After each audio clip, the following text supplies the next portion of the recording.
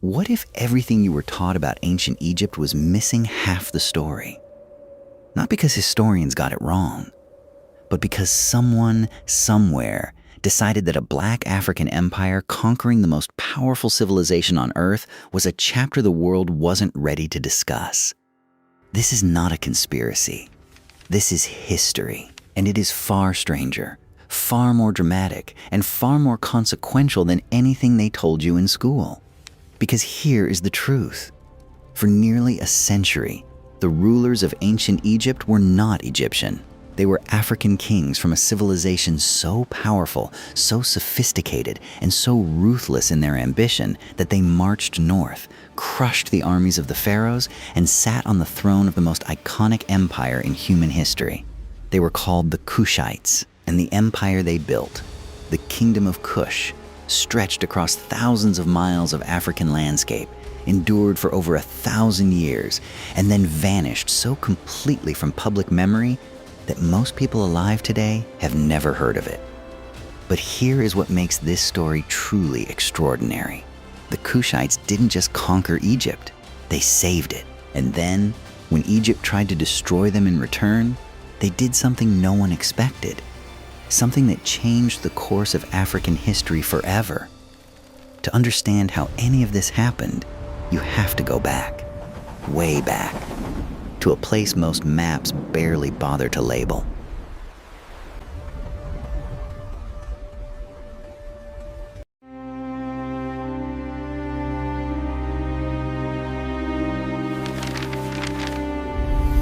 The Mystery Ledger. South of Egypt, along the fertile banks of the Nile, in the region we now call Sudan, a civilization was quietly growing. While Egypt was building its pyramids and its legends, the people of Kush were watching, learning, and building something of their own. Their earliest kingdom, centered around a city called Kerma, was already trading with Egypt as far back as 2500 BCE. Gold, ivory, ebony, cattle, enslaved people. Kush sat on some of the richest trade routes in the ancient world. And Egypt, for all its power, needed what Kush had. But need has never been a foundation for respect. And what Egypt gave Kush in return for its wealth was not admiration. It was contempt. Egyptian texts from this period refer to the Kushites with language that is unmistakably dehumanizing. They called their southern neighbors vile. They built fortresses along the Nile border, not just to control trade, but to contain a people they viewed as inferior. For centuries, Egypt dominated Kush militarily, politically, and culturally. Egyptian governors ruled over Kushite territory. Egyptian gods were imposed on Kushite temples. The children of Kushite nobles were taken to Egypt to be educated, which really meant to be controlled, to be turned into instruments of Egyptian power. And yet, something was happening beneath the surface of that dominance. Something the Egyptians did not see coming, because while the Kushites were absorbing Egyptian culture, its language, its religion, its architecture, its administrative systems, they were not being erased. They were being armed, and that is where the story takes a dangerous turn. By around 1000 BCE, Egypt was fracturing. The great unified empire of the new kingdom was gone. In its place was a patchwork of rival factions, competing dynasties, and petty rulers who spent more energy fighting each other than governing. The priests of Amun held enormous power in the south of Egypt. Local warlords controlled the north. The country that had once been the most formidable military force in the known world was tearing itself apart. And in the south, a Kushite king was watching all of this with very careful eyes. His name was Kashta, and around 760 BCE, he did something that no Kushite ruler had ever done before. He marched north, not with an army of conquest. Not yet. He moved with calculated precision, first gaining recognition as a legitimate ruler in the Egyptian religious center of Thebes. He presented himself not as an invader, but as a restorer, a defender of the god Amun, a man who had come not to destroy Egypt, but to save it from itself. It was brilliant. It was patient. And it was only the beginning, because Kashta's son, Piye, was not interested in half measures. Piye, and this man deserves far more attention than history has given him, was one of the most remarkable military commanders of the ancient world. Around 728 BCE, he launched a full military campaign into Egypt that reads less like a conquest and more like a masterclass in psychological warfare and strategic dominance. He swept through city after city. Local rulers who resisted were crushed. Those who surrendered were treated with unexpected mercy on one condition. They had to bathe, purify themselves, and present themselves before Piye as vassals of a legitimate king. There is a moment recorded in Piye's own victory stela, a massive inscribed stone that he had carved to commemorate his triumph, that is almost unbelievable in its detail. When Piye finally entered the royal stables of one of the defeated Egyptian princes, he was reportedly more outraged by the condition of the horses than by anything the prince himself had done. The horses were hungry. They had been neglected during the siege. And Piye, a man who had just conquered an empire, stood in that stable and personally ordered that the animals be fed before he discussed terms of surrender. That detail tells you everything about who Piye was.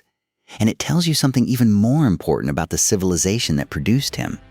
Piye returned to Kush as the ruler of all Egypt. He was pharaoh, the first of what Egyptologists would later call the 25th Dynasty, but what we should really call the Kushite Renaissance. Because what happened next is one of the most astonishing chapters in the history of the ancient world. The Kushite pharaohs did not loot Egypt. They did not dismantle its institutions or erase its culture. They did the opposite. They became more Egyptian than the Egyptians. They restored temples that had fallen into disrepair. They revived religious practices that had been neglected. They poured enormous resources into rebuilding the monuments and the bureaucratic systems that Egypt's internal chaos had allowed to decay. But here is the twist that most people never hear about. While the Kushites were busy restoring Egypt, they were also doing something deeply personal. They were reaching back into their own past, because the Kushites had not forgotten where they came from. And even as they ruled from Egyptian thrones and wore Egyptian crowns, they maintained their own identity with fierce pride. You can see it in their pyramids, because yes, the Kushites built pyramids, dozens of them, but not the wide, flat-topped structures that dominate the Egyptian skyline. The Kushite pyramids are steeper, narrower, almost needle-like in their proportions. They rise from the Sudanese desert with an elegance that is entirely their own. And unlike the Egyptian pyramids, which have been studied and celebrated and photographed for centuries, the Kushite pyramids at sites like Meroe and Nuri sit today in relative obscurity. Some of them were dynamited in the 19th century by a European treasure hunter named Giuseppe Ferlini, who blew the tops off dozens of royal tombs searching for gold. He found some. He destroyed irreplaceable history to get it, and the world barely noticed. That destruction is not a footnote. It is a wound, and it is part of a much larger pattern of erasure that has followed the Kingdom of Kush from the ancient world to the modern one. But back to the dynasty, back to the extraordinary rulers who held Egypt and Kush together under one crown. Piye's successor was his brother Shabaka. Then came Shebitku, and then the one who would face the greatest crisis the dynasty had ever seen, Taharqa. Taharqa. Remember that name. He came to power around 690 BCE, and by any measure, he was extraordinary. The Bible mentions him by name in the Book of Kings as a king who sent an army to help Jerusalem resist the Assyrian siege.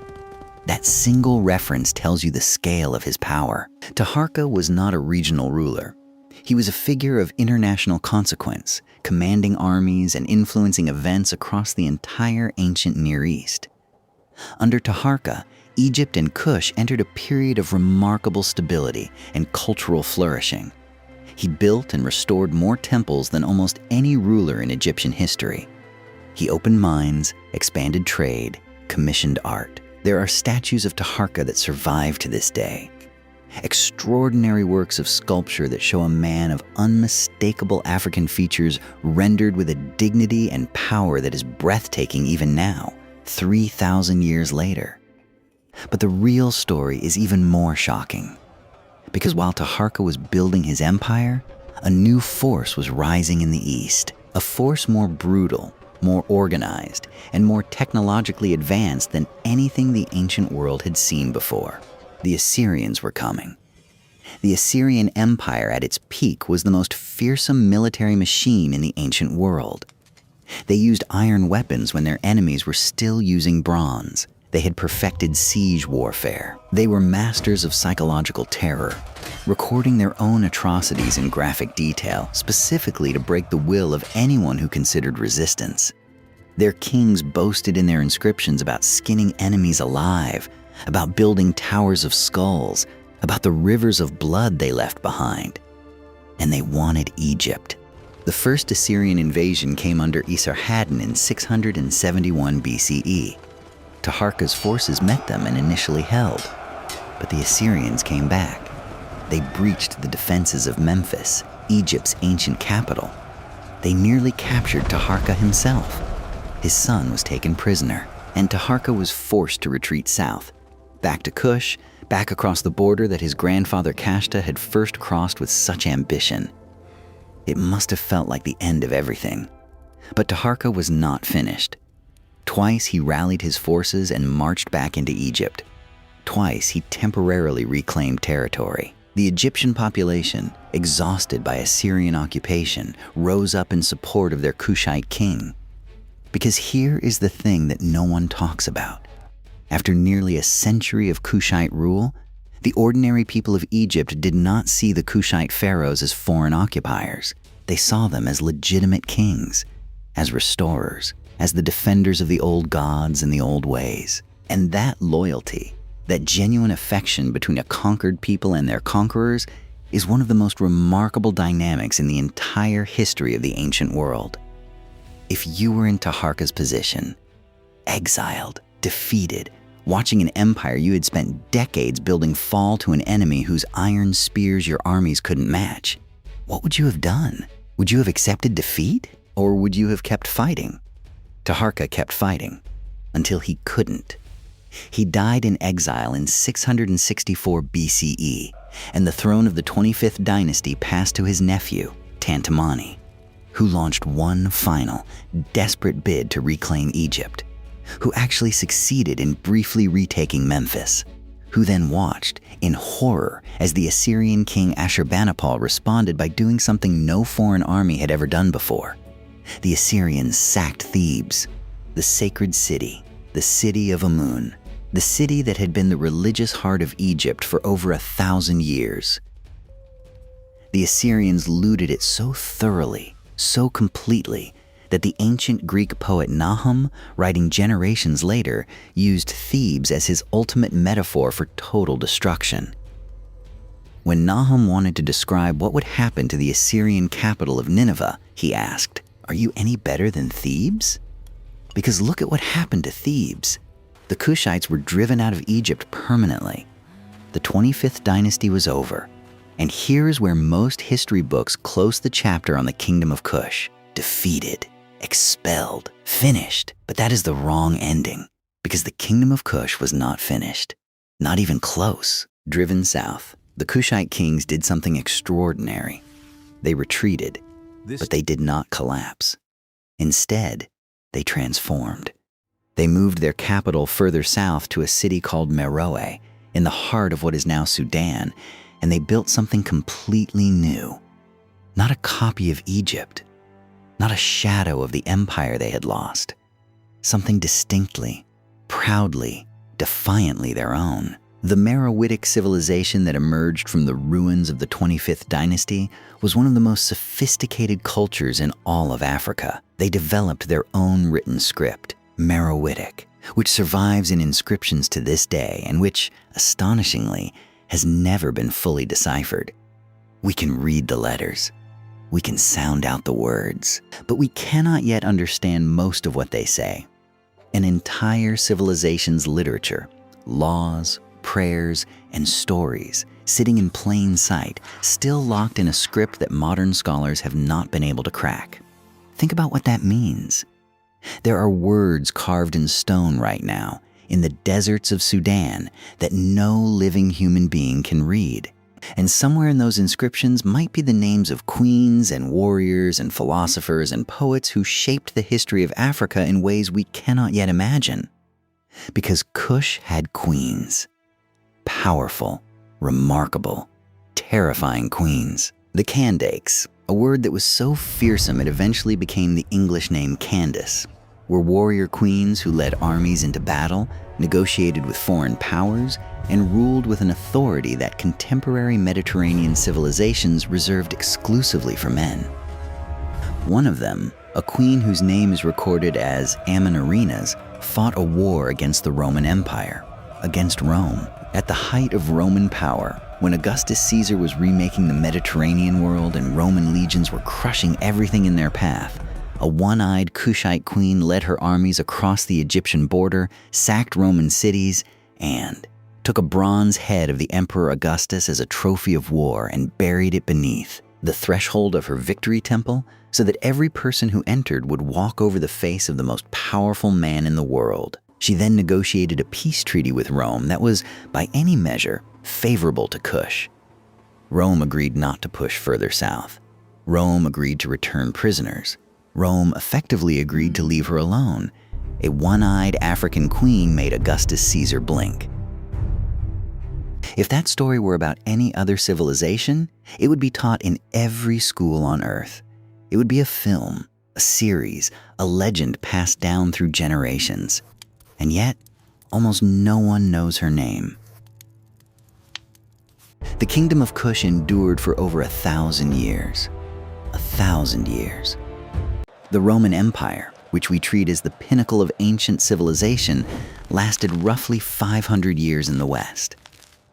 The United States of America is 250 years old.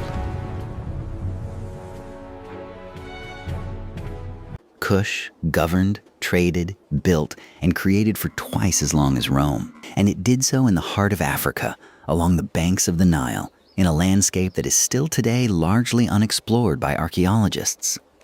What else is buried there? What other names are waiting to be recovered?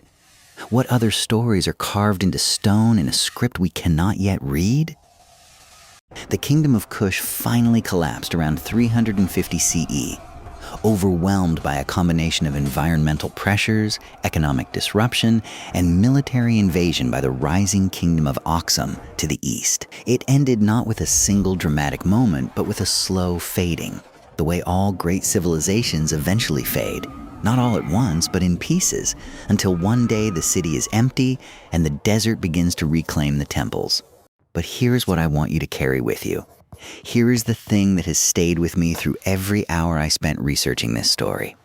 The pyramids of Kush still stand. Right now, in the desert of northern Sudan, there are over 200 pyramids, more pyramids than exist in all of Egypt. Rising from the sand in various states of preservation, many of them with their tops dynamited off by a 19th century treasure hunter, but still standing, still there. Still waiting for the world to look at them the way we look at Giza. And the reason the world mostly hasn't is not because they are less impressive. It is because the civilization that built them was African, Black African. And for a very long time, the discipline of archaeology and the institutions that funded it were deeply invested in a vision of Africa that had no room for complexity, for sophistication, for empire. That is changing. Slowly, incompletely, with frustrating unevenness, but it is changing. Sudanese archaeologists are now leading excavations that for generations were led exclusively by Europeans and Americans. New technologies are allowing researchers to scan beneath the sand without disturbing anything, revealing the outlines of buildings and roads and cemeteries that have not been seen by human eyes in 1,600 years. And perhaps most thrillingly of all, linguists and historians are making slow, painstaking progress on the Meroitic script. We are getting closer. The day may not be far away when we can finally read the words that the Kushites left behind. when we can hear their voices across 3,000 years of silence. When that day comes, and it will come, we will discover things that upend what we think we know about Africa, about civilization, about the ancient world, and about the stories we choose to tell ourselves about where human greatness lives and who gets to claim it. The Kingdom of Kush built pyramids. It produced kings who ruled Egypt and queens who terrified Rome. It sustained a civilization for 1,000 years in one of the most challenging environments on Earth. It left behind art and architecture and a written language that we are only now beginning to understand. It was not a footnote to history. It was not a supporting character in someone else's story. It was an empire, a real one of the greatest the world has ever seen. And the fact that you had to watch a documentary to find that out, that it was not already something you knew, something you were taught, something that was celebrated and studied and woven into our shared understanding of human achievement. That fact alone tells you something important about history, about power, about who decides which stories get remembered and who gets forgotten.